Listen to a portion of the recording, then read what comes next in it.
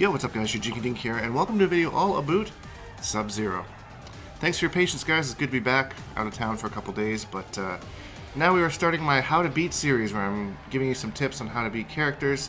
If you're new to the channel and there's a character that you're struggling with, subscribe and leave a comment down below on who it is, maybe I'll try and help you out. So we're starting with Sub-Zero here, and there's not really a whole lot to go into with Sub-Zero because he's a fairly basic character.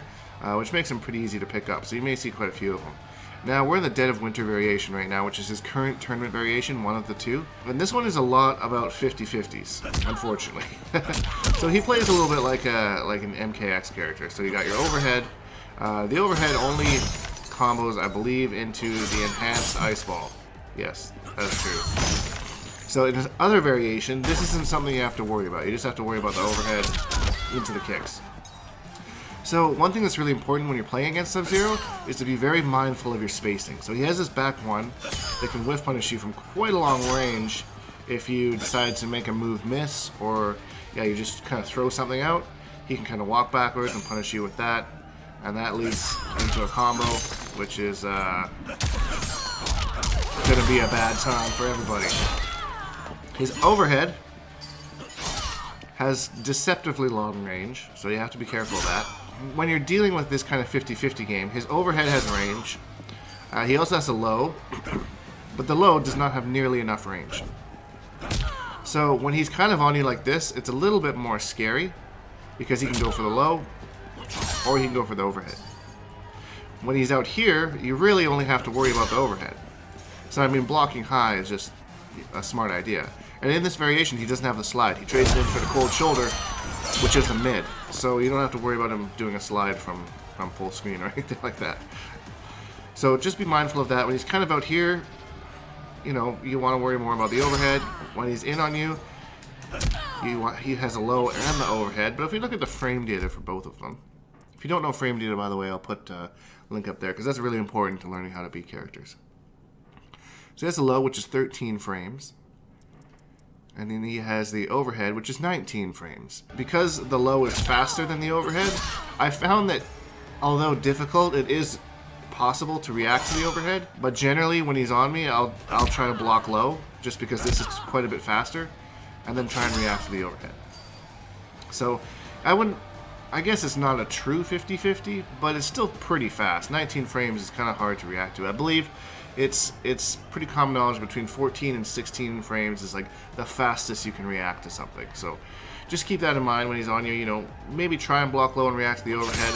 Of course, easier said than done, but that's really your only option when he gets on you. Once he does, I didn't mean to do that. I meant to do, this is a dink uncut right here. So, very important that if you do block the overhead, he has to hard commit into his ice ball. So you need to punish that ice ball. That is your opportunity to get some damage because Sub-Zero is just too good to let him get away with something like that. Also, if he decides to not commit to the ice ball and go into the kicks, that is also unsafe at minus 19, I believe? Minus 19, yes. So be aware of that. Punish that.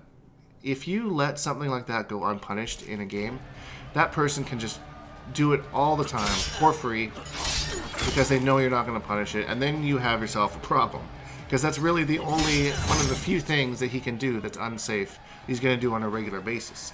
So you really need to make sure that you're like, hey, no, I know how to punish this. And that's really how to beat Sub-Zero in a nutshell. Like I say in all my series like this, a good player will find ways around all this. This is just a basic tutorial about stuff that you may or may not have known. Maybe something you're struggling with. You can go into the lab and find out. Special moves, I think he only has 2. So, I mean, we went over those. I'm going to quickly cover his other variation. However, you don't really see it so much, and I will explain why. Okay, so in his Thin Ice variation, he trades in the Cold Shoulder for his slide. As a slide back. And one big thing to note about this slide is that if you do that 3 times, it's going to crush and glow. I need to wait for my meter to come back up. That would be helpful. Thanks, meter. You're the best.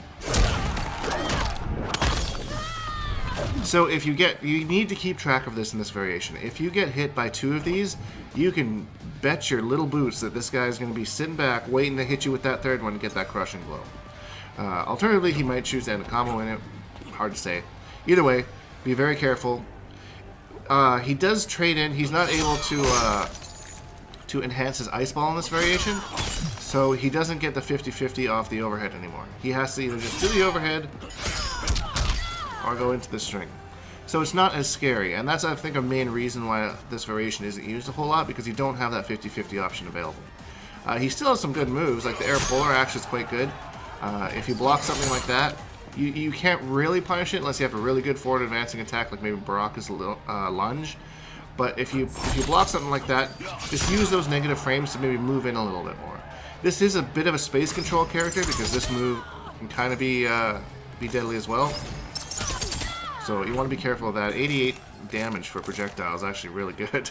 But just be aware of the slide. Block low more than high, because like I mentioned, the overhead isn't as much of a threat. So something to keep in mind there. Outside of that, his strings and everything are the same, so as long as you're familiar with those, the staggers, that kind of thing. If you have a zoning variation, might not be a bad idea here to try and use it. Again, be careful, because he does have the ice ball, he just can't enhance it. So that's one thing in the other variation. If you're trying to zone him, he can enhance his ice ball and goes really fast across the stream. This, you can't really do it quite as much. So you can like maybe hop over it, or maybe try and go under it or something like that.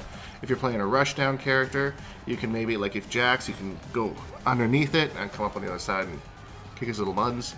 So that's basically it. This move is going to be one of the most annoying things mixed with the slide, because he's going to try and catch you with movement with the slide.